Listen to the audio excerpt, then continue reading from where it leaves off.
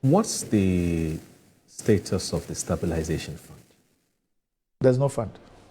There's no nothing. Fund. There's no. I didn't meet any money in any fund. So the stabilization fund really is that in good times, you set money aside, so that in difficult times you can rely on them. I've not seen anything. There's nothing. So what do you intend to do about it? Well, now there's a mess we have to deal with, and that's what we're doing. Try to clear things and all that. Once we turn the company and the industry on a positive trajectory, we'll be able to set aside some monies for some of these things. My understanding is that your financing model for now has changed. The syndicated loan idea, there's a new conversation. Well, what is it?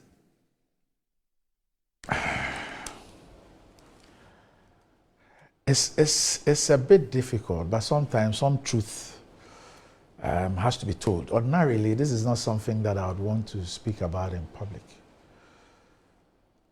But the current financing model is not something that was thought out. It's not something that people said, we've created a new financing model for COCOBOD and all that.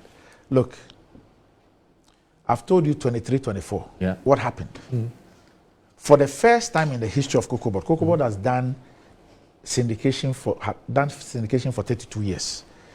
The 32nd year was 23, 24, which currently will be the last year for syndication. That year, for the first time in the history of COCOBOD, the season opened in September. The first tranche of the syndicated loan hit COCOBOD's account on the 22nd of December. Why is that abnormal? Because the monies come before the season starts. Okay. It is out of the syndicated loan that you create seed funds and give the seed fund to the LBCs to go and buy the cocoa on your behalf. So you open the season without no financing of the cocoa. So September, October, November, December, you had opened the season, but there was no money. Can you guess why? It is not a guess. It is because of the financial performance. The banks were monitoring. They were monitoring the contracts that you signed and sent to them that you were going to do 800,000 tons and all that. They didn't believe it. They didn't believe it. That is what led to the rollover. And true, at the end of the season, you couldn't deliver 333,000. So you suffered a credibility crisis? To the extent that for 24-25, and this is where the truth is, COCOBOD issued a request for proposal, which is how you start a syndication. So there's a request for proposal which is floated, and then the financial institutions respond to it. That's how the syndication starts. 24-25, COCOBOD issued a request for proposal. There was not a single response. Wow. For the first time in the history of COCOBOD, there was not a single response. So what happened was that you now have this global shortage of the bean. Côte d'Ivoire, as a result of CSSVD, had dropped by about 500,000. Ghana had dropped to about 250 to 300,000. You're talking about premium cocoa. There was global shortage everywhere. Now, mind you, the buyers had 333,000 tons at 2,600 with us. So, the guys at the cocoa marketing company, the traders, they then brought up the idea that, look, then let us get the buyers to finance the crop because they are interested in retrieving their 333. Yes. Because they're also under pressure. Yes, so they're under pressure from their clients. Yes. So it'll be easier to get them to finance the crop. So that whilst we are supplying their 333,000, they also buy some of the new crop. Oh, okay. That is what brought the 60-40. And because the guys also knew about the issues in COCOBOD, they brought out a 60-40 to say that, okay, when we buy the cocoa, we'll give you 60% first. Okay. If the LBCs confirm that you have given the 60% to them, then it will trigger your 40%. So if you look at the fact that the farmer was getting 63.9%, what it meant was that even if they gave you the other 40%, it didn't go to the LBCs, what will be outstanding will be 3.9%. So at least 60% will go to the LBC because you want to release that money to trigger the release of your 40. So that is what brought that financing mechanism. It's not as if somebody decided that enough of syndication, we are now going to think through a new model. Yeah. A request for proposal was issued and we were snubbed for the first time in the history of COCOBOD. So now, we are also able to continue that model this season because, one, our finances still are not in a good shape. Two, there is still 100,000 of the rollover at 2,600 to be delivered. Three, there's still global shortage of the bin. But we're also mindful of the fact that if by 25-26 we're able to supply all the bin, and everybody is trying to ramp up production, including Ghana, if global production increases and there are no rollovers again, will you be able to ask the buyer to finance the crop? It'll be a difficult. Yes. So that is why the finance minister hinted that we are already in a discussion about a financing model moving forward. So we are also mindful of the fact that there's a possibility that this could be our last. Once we service the remainder of the rollover and once global production improves.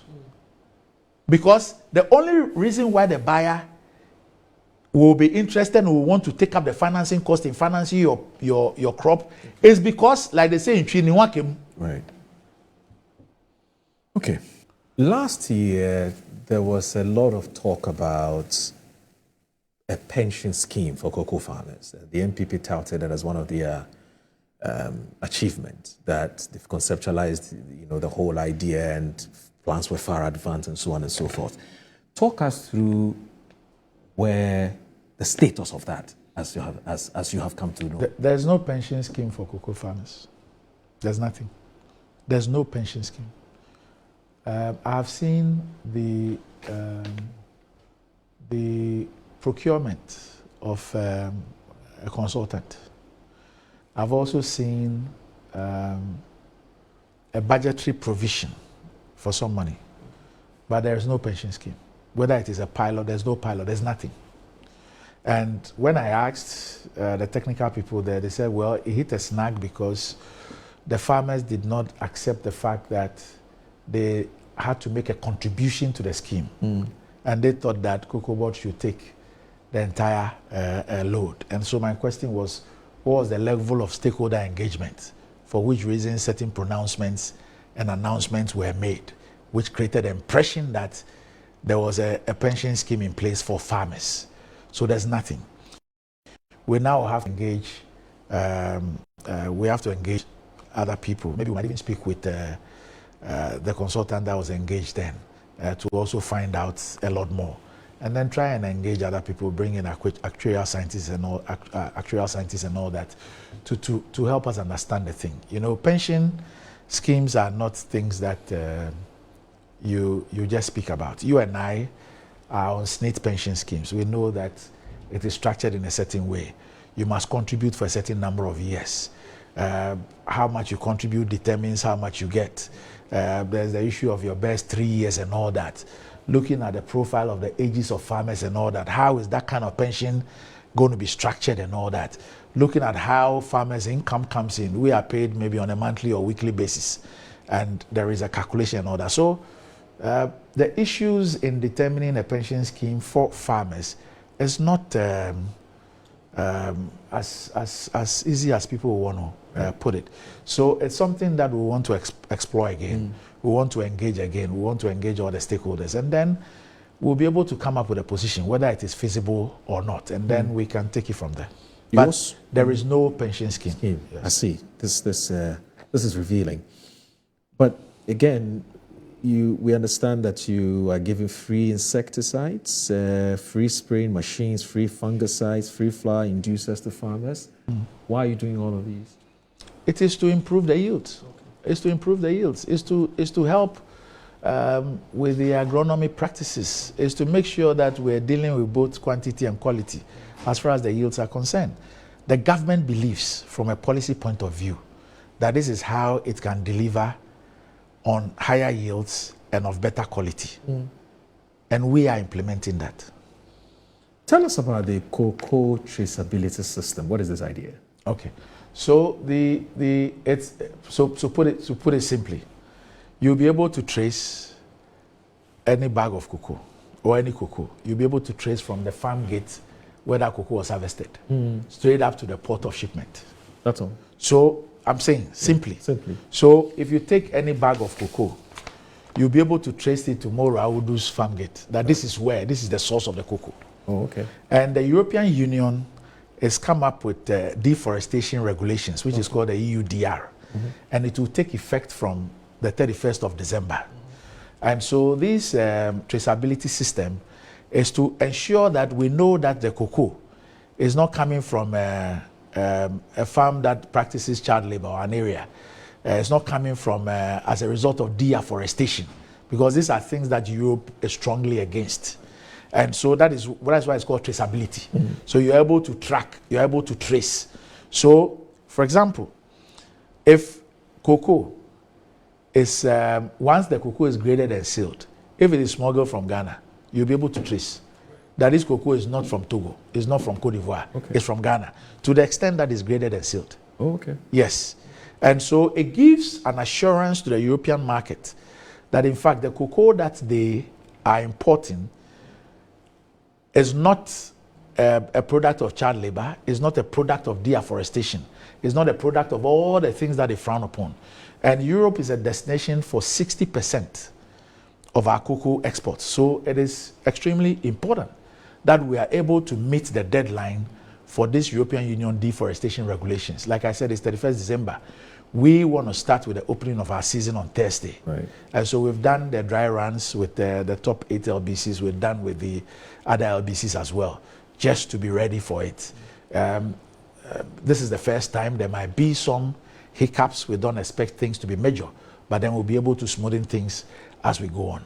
But we're ready. The European Union representatives and ambassadors and all that, they've seen what we've done.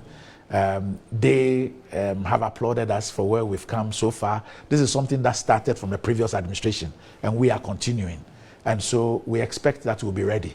And by the time that the European Union starts the enforcement by 31st December, Ghana's cocoa should have no problems going to Europe.